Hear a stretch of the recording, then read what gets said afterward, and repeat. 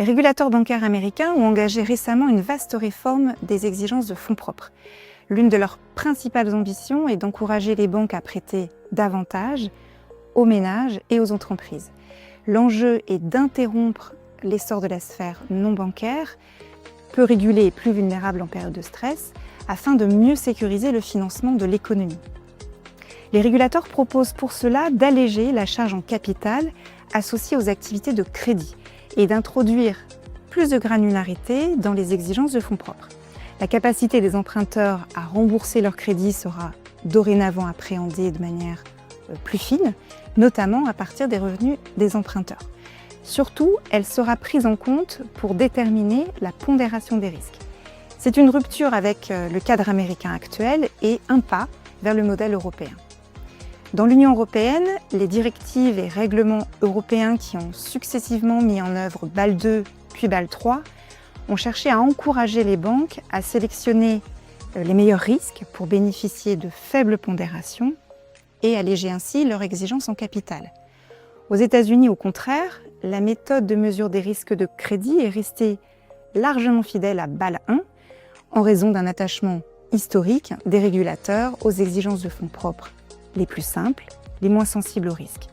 Ils souhaitent désormais moderniser leur approche et inciter les banques à originer des prêts peu risqués, à les conserver en bilan et à en assumer le recouvrement.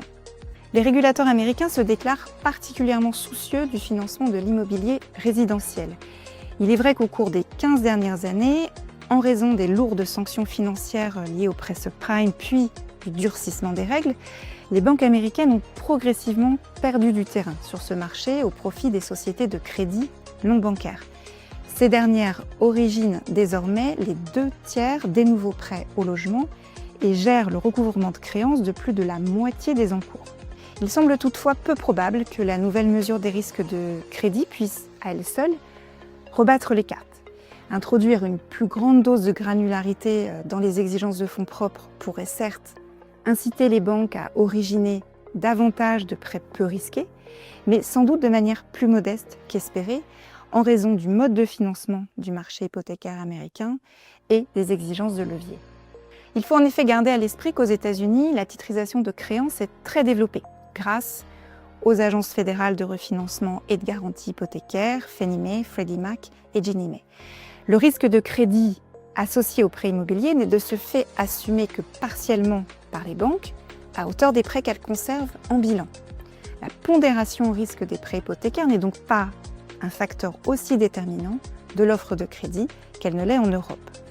Les banques qui conservent l'intégralité des prêts à leur bilan, comme les banques de taille moyenne, pourraient, quant à elles, être incitées à prêter davantage, à condition toutefois de disposer de l'espace bilanciel nécessaire, puisque leurs exigences de levier n'ont pas été assouplies. La réforme pourrait même aller à l'encontre de l'effet recherché, car si les banques originent peu de prêts au logement, elles financent en revanche les non-banques qui ont pris leur relais. Or, les régulateurs prévoient aussi d'alléger la pondération des lignes de crédit accordées par les banques aux établissements hypothécaires non bancaires.